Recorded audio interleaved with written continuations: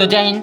आज चलिए देख रहे हैं, ठीक है, कि बहुविकल्पी प्रश्न कौन कौन से आ सकते हैं, जो कि बहुत इंपॉर्टेंट बहुविकल्पी प्रश्न है, वो हम लिख कर लाए हैं, ठीक है, और सोल्यूशन के साथ बताएंगे। तो इसलिए वीडियो को एंड तक देखना, ठीक है। सब्जेक्ट साइंस है और बोर्ड एग्जाम 2024 की ये बहुत ही इंपॉर्टेंट है, ठीक है। बोर्ड एग्जाम की लिस्ट भी आ गई है। 29 फरवरी का आपका विज्ञान का पेपर है, ठीक है, जिसे साइंस भी कहते हैं, ठीक है, साइंस इंग्लिश में कहते हैं, ठीक है। तो 29 फरवरी को बहुत ही इंपॉर्टेंट पेपर होने वाला है, इसमें से बहुत से बहुविकल्पी प्रश्न लड़ेंगे, सीधा का सीधे, ठीक है। तो चलिए बहुविकल्पी प्रश्न देखते हैं, ठीक है।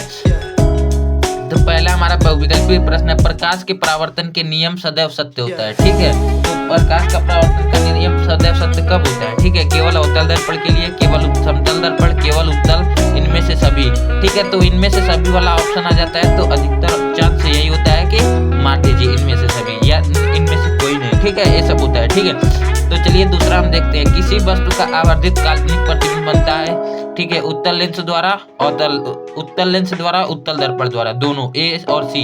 तो मतलब अवतल दर्पण द्वारा और उत्तल लेंस द्वारा, तो वो दोनों अपोजिट होते हैं, आप लोग जानते होंगे, ठीक है। तो दूना भी होता है, DUNA, दूना से भी याद कर सकते हैं। दूरदृष्टि के लिए उत्तल लेंस और निकट दृष्टि के लिए अवतल लेंस, ठीक है। चलिए तीसरा नंबर देखते हैं, ठीक है। अत्यधिक उच्च प्रतिरोध वाला पदार्थ कहलाता है, ठीक है। तो अधिक उच्च प्रतिरोध वाला पदार्थ क्या कहलाता है? विद्युत रोधी, ठीक है। प्रतिरोध मतलब रुकावट होता है, ठीक है। एक अंक धनावेश में वो सब होता है, आप परिभाषा भी याद करिए होंगे, ठीक है। अगर आप 10 में हैं, ये सब नहीं याद किए तो आप समझ लीजिए नैयर खत्म है, 60-65% आएगा, उससे बेसी नहीं आएगा, ठीक है। अगर इस सब में से आधा आप प्रश्न कर ले जा रहे हैं, ठीक है, और आधा तुक्का मार दे रहे हैं, ठीक है, तभी आपका 80% के आसपास आ जाएगा। हम जो कहना है साफ कहते हैं, ठीक है। विद्युत शक्ति की इकाई होती है वोल्ट, जूल, वाट, कूलाम। तो वाट सही है, देखिए हम लगा दिए हैं, क्योंकि आप पहले ही वीडियो बनाए थे पर कैमरा ऑन नहीं किए थे, ठीक है, इसलिए। किसी वस्तु केतली में प्रवाहित धारा 3 गुनी कर देने पर केतली में उत्पन्न ऊष्मा की मात्रा हो जाएगी। तो वो होता है I² बराबर RT कुछ होता है, ठीक है। तो यहाँ पर I का मान 3 रखेंगे तो 3 का स्क्वायर करेंगे तो 9 गुना हो जाएगा, ठीक है। तो यहाँ पर चलिए देखते हैं छठा नंबर, ठीक है। एक व्यक्ति दूर स्थित वस्तुओं को स्पष्ट रूप से देखने में असमर्थ है, उसके नेत्र में कौन सा दोष है, ठीक है। तो जो देखने में असमर्थ है वही दोष, मतलब वही दोष होता है, ठीक है, समझ लीजिए जो भी समझना है, ठीक है। तो दीर्घ दृष्टि दोष, जरा ये सब तो काट दीजिए, ठीक है। इनमें से कोई ये भी काट दीजिए, निकट दृष्टि दोष हो जाएगा, ठीक है। और दूना भी होता है, दूना आप लोगों को रुकिए हम बता रहे हैं, ठीक है, आप लोगों को दूना, ठीक है, ए होता है, ठीक है, DUNA, N है, समझ लीजिए, ठीक है। दूर दृष्टि के लिए उत्तल, निकट दृष्टि अवतल, ठीक है। तो चलिए यहाँ पर देखिए, एक अवतल दर्पण किसी वस्तु का वास्तविक उल्टा और अत्यधिक छोटा प्रतिबिंब बनाता है, उस वस्तु की स्थिति होगी कहाँ पर? अनंत पर, ठीक है। तो ये अनंत पर हो जाएगा, ठीक है। और ये सब इंपॉर्टेंट बहुविकल्पी प्रश्न है। बोर्ड एग्जाम मतलब क्या होता है, सरल सी बात है। चलिए हम आगे देखते हैं, उसके आगे यहाँ पर 8वां देखिए कि कार्बन को वायु में जलाने पर कार्बन डाइऑक्साइड गैस का बनना उदाहरण है किसका? C+O2 बराबर CO2 होता है। आप लोग नहीं जानते हैं तो जानते क्या है जी? यहाँ पर मान लीजिए एक कार्बन हो गया C, और ऑक्सीजन से जलाएं तो CO2 हो गया, ठीक है। तो कार्बन डाइऑक्साइड निकल गया। एक कौन सा क्रिया हो गया? संयोजन अभिक्रिया, रिएक्शन बोल दीजिए, ठीक है, जो भी समझ लीजिए, ठीक है। राइटिंग नहीं सही हो रहा चूंकि हम खड़े हैं ना, बैठे नहीं हैं। तो यहाँ पर चलिए देखते हैं, ठीक है। जिंक चूर्ण पर तनु सल्फ्यूरिक अम्ल की अभिक्रिया से गैस निकलती है, ठीक है। तो H2 गैस निकलती है, आप लोग जानते होंगे। FeH2 ऐसे होता है कुछ, हमको नहीं पता है अभी, पर जानते हैं, भूल चुके हैं, ठीक है, क्योंकि हमने भी पेपर दिया था। समान तापक्रम तथा दाब में द्रव के रूप में पाए जाने वाला अधातु है, ठीक है।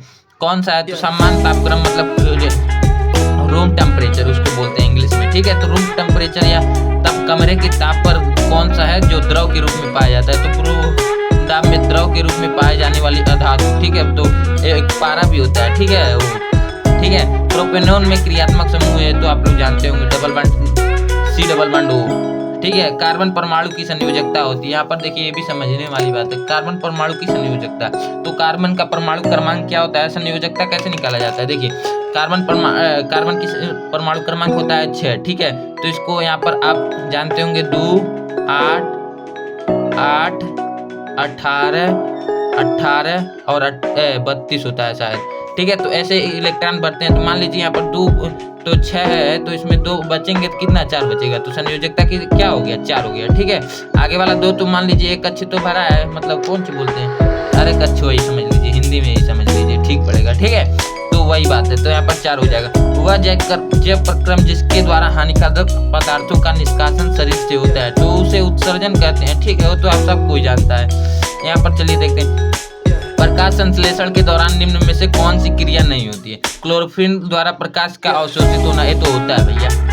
प्रकाश ऊर्जा को रासायनिक ऊर्जा में होगा नहीं तो रिएक्शन कैसे बनेगा। कार्बन डाइऑक्साइड का कार्बोहाइड्रेट में अपचयन ये भी होता है। ग्लूकोज का पाइरोडिन अम्ल में विखंडन, ये नहीं होता है, ये ऑप्शन आपका सही हो जाएगा। ठीक है, देखिए यहाँ पर प्राकृतिक वर्ण या चयन द्वारा जैव विकास सिद्धांत किसने प्रतिपादित किया। ठीक है, तो चार्ल्स डार्विन ने प्रतिपादित किया। मेंडल ने तो मटर के थी दिया था ना, अनुवांशिकता का नियम। ठीक है, लेमार्क में वो तो काटने वाला मूस का पूंछ काट रहे थे वो सब, इनमें से कोई तो होगा नहीं। ठीक है, यहाँ पर देखिए, चलिए आगे देखते हैं, निम्न में से किस पौधे में एक पुष्पलिंगी पौधा है।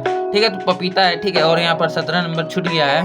मेंडल ने अपने प्रयोग किस पौधे पर किया, तो यहाँ पर सर मटर पे किया था। मटर में भी होता है एक उद्यान मटर, एक ठो मीठा मटर, तो उद्यान मटर पे किया था। ठीक है, वो जंगल वाला मटर था। किण्वन के बारे में कौन सा कथन सत्य नहीं है। ठीक है, ये हमारा जगह कम था, देखिए यहाँ पर, तो इसलिए एक ही ऑप्शन लिखिए, यह ऑक्सीजन की अनुपस्थिति में होता है, यही कथन असत्य है क्योंकि वो ऑक्सीजन के उपस्थिति में होता है। ठीक है, तो ये बात गलत है। तो ठीक है, यहाँ तक तो आपको समझ में आया होगा, उम्मीद है। और यहाँ पर कितना था, 20 18 के आसपास था। तो ठीक है, मिलते हैं नेक्स्ट टॉपिक के साथ नेक्स्ट वीडियो में। जय हिंद, जय भारत। ठीक है, और नेक्स्ट वीडियो किस पर चाहिए ये भी बता दीजिएगा, और वीडियो में क्या कमी लगी ये भी बता दीजिएगा, क्योंकि हम लोग सीख रहे हैं तो अभी सीखने में थोड़ा टाइम तो लगेगा ही। ठीक है, तो ठीक है, मिलते हैं नेक्स्ट टॉपिक के साथ। Bye bye, Tata.